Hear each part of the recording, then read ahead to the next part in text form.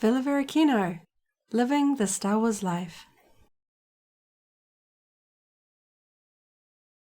He's been the voice of an entire clone army, no big deal. And she is the voice of the plucky young clone, Omega.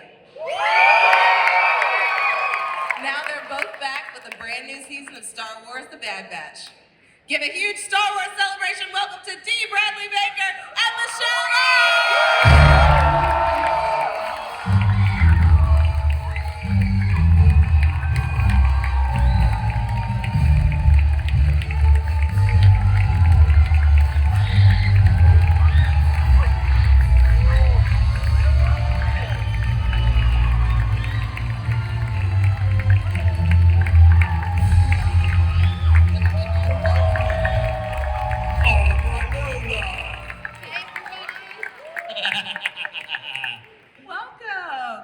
Oh, how exciting. The energy and the love is just remarkable. You guys love the Bad Batch so much. This is a whole new depth that I've come to see this time out, and it's so touching and inspiring. And there's the Tauntaun. Oh, that's awesome. There is also an entire Bad Batch crew back here in the corner. Hey! Hello. Got everybody out here. It's fantastic. Oh my gosh, it's so great to have you all here today. Now, this season had a whole lot of twists and turns, a whole lot. So let's see, what was your favorite part of season 2? We'll start with you, Michelle. I really enjoyed lots of it, but one thing that comes to mind right now is Tech's flying lesson for Omega when we were on Pabu. I just like easy breezy Tech doesn't get ruffled very easily. It was quite fun to see Tech a little bit out of his comfort zone maybe for the first time in a while. Trying to hold it together. Yes, he had a lot to learn from her and she from him. It was really, really beautiful, wasn't it? Yeah. Also, it's fun playing an enthusiastic Omega, and I think she likes flying. And she's getting good at it too. She's really good. And what was your favorite part of this season? My favorite episode was the Outpost. That one really hit me the deepest. With Mayday as a new favorite tech, a clone of mine.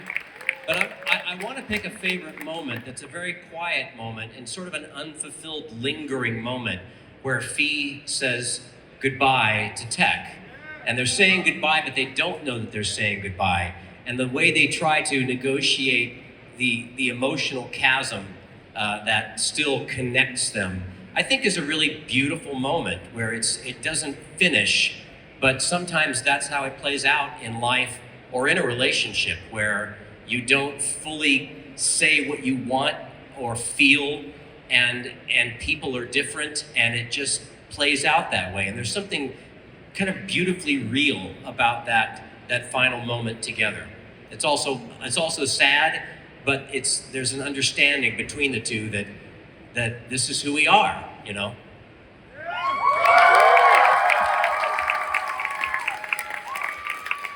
So I have a follow-up to that one. Doing emotional moments between yourself and yourself. Is it ever one? I mean, it's having a conversation with yourself, but not really. These are different characters, but you, the actor, is it ever off? Not weird. Is it just ever a jarring? Yeah, the most difficult moment of that I can think of is when Rex was saying goodbye to Fives, where I'm playing against myself in this profoundly sad, for me, Fives is the saddest of all Star Wars characters. And he's yeah.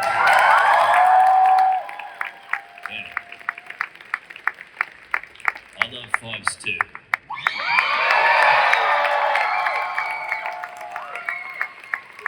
He was a good man, gone but not forgotten. But to play that scene like that I've never really played anything like that, and it really affected me. It was quite sad for quite a long time after that. And just the Umbara arc, which is just broadly tragic and deeply affecting. Yeah. Well, yeah, that one really got me too, in particular. Thanks for sharing that. It's something I was thinking about. Now, Michelle, how has your performance changed as the character of Omega has grown? Well, in season 2, there's been a bit of a time jump, so she's not quite as young as when we first met her. And so I guess vocally that means that I kind of had to work on a voice coming from a slightly different place, slightly closer perhaps to my own natural, like, timbre. So in some ways it was easier, but also just the way she was written, you know. She is such a part of the batch in season 2. She's like really confident in her place, and she relishes being a soldier, going in for the adventure, problem solving in a crisis. So that sort of like innate confidence meant that she kind of spoke differently, and the writers did a great job, you know, the way that she spoke on the scripts meant that I could really inhabit that confidence. Yeah, but it was really fun. Now, Dee, I know this is like asking someone to pick their favorite child, but which member of Clone Force 99 is your favorite to perform and why? Well, at the moment.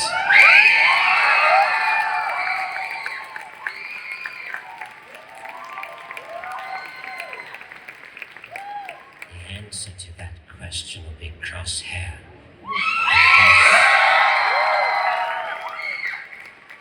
He's an interesting trajectory, and I want to see where it goes.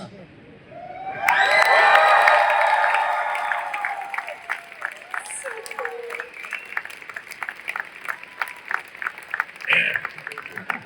I don't like to do record because he wrecks my voice.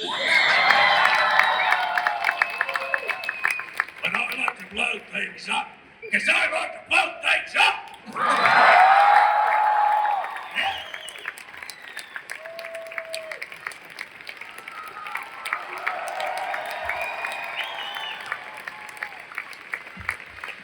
Now, Dee, Yes? coming up very soon, you will be introducing a new character, not on the Bad Batch, but on a little show called Young Jedi Adventures. Let's talk about Nubs!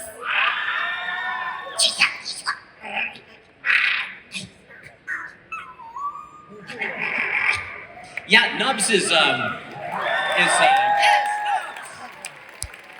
little blue furry guy, very friendly, very energetic, and lots of fun with the Young Jedi adventures that are coming up on May the 4th, and he's a member of these young Jedis in training, and such a sweet, fun, bright, optimistic, energetic little critter. Great fun to voice, about as far from Crosshair as you can possibly get, and it's like a little vacation to go over to this other little realm of the Star Wars and to create this new little guy. It's great fun. I think you're really going to love this series. I don't know if you saw the first couple episodes that they showed, but it's really great. It's something you can share with the young kids, where the sense of drama and darkness and the larger political story is not really so much the central issue, and it's lighter and it's fun, but it's very much Star Wars. It's very much Star Wars, so something to look forward to there. Now, Michelle, what have you learned about the fandom from being a part of this project? That it's a huge, big family. I feel like no matter where we go in the world, all of the people who gather look out for each other, look out for us, and I feel like it's really genuinely the warmest, most inviting family ever. So yeah, It's a really beautiful thing to see how you guys connect into these stories and these characters, because I think we all, and I know I've felt, an outsider or someone who's working against something or working through something that's very difficult. And to find a personal connection in these stories and in these characters, it's a really beautiful thing. And then to come together in this community, which is a very accepting, very inclusive, very energized and positive community, It's really what human beings should be doing. And I think it's wonderful what you have. And we really feel it. Like I can feel it. Well, just like you, there are thousands of voices inside my head, and by my head I mean my earpiece, and they're all telling me that unfortunately we need to wrap up. So if we can all give a huge, huge round of applause.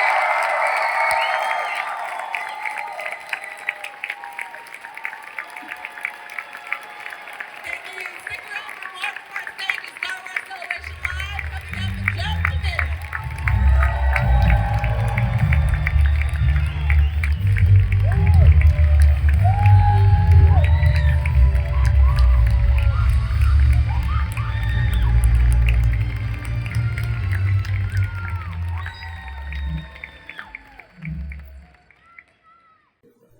If you enjoyed this video, go ahead and give it a like, check out our other videos, and subscribe for alerts about new uploads.